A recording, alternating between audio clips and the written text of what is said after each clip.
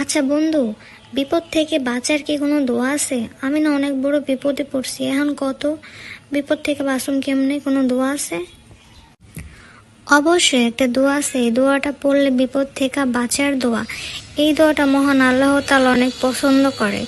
এই দোয়াটা পড়লে কিছু সেকেন্ডের মধ্যেই আল্লাহর থেকে সাহায্য আসে। এটা কি তুই জানোস না? একটা দোয়া আছে। আগে যখন আমরা বাঙ্গা করে আসছিলাম, প্রচুর তুফান আইতো, বৃষ্টি পড়তো, তখন আমার মা এই দোয়াটা পড়তো, এবং এই দোয়াটা পড়ার কারণে আল্লাহ তাআলা আমাদের হেফাজত করতো। দোয়াটা হলো, লা ইলাহা ইল্লা আনতা সুবহানাকা ইন্নী কুনতু মিনাজ জালিমিন। এই দোয়াটা অনেক শক্তিশালী এবং বিপদে পড়লে এই দোয়াটা মনে মনে পড়বি, ইনশাআল্লাহ আল্লাহ সাহায্য করব। দোয়াটা আরেকবার কই, লা ইলাহা ইল্লা আনতা সুবহানাকা ইন্নী কুনতু মিনাজ জালিমিন।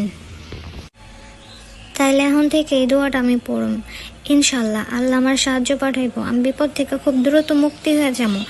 আল্লাহর উপর ভরসা রেখে এই দোয়াটা পাঠ করুম, তাইলে আল্লাহ অবশ্যই মনের সব বিপদ আপদ দূর করে দিব। আপনারাও আল্লাহর উপর ভরসা রেখে দোয়াটা পাঠ করেন। আমিন। আল্লাহ সবাইকে বিপদ থেকে হেফাজত করুক।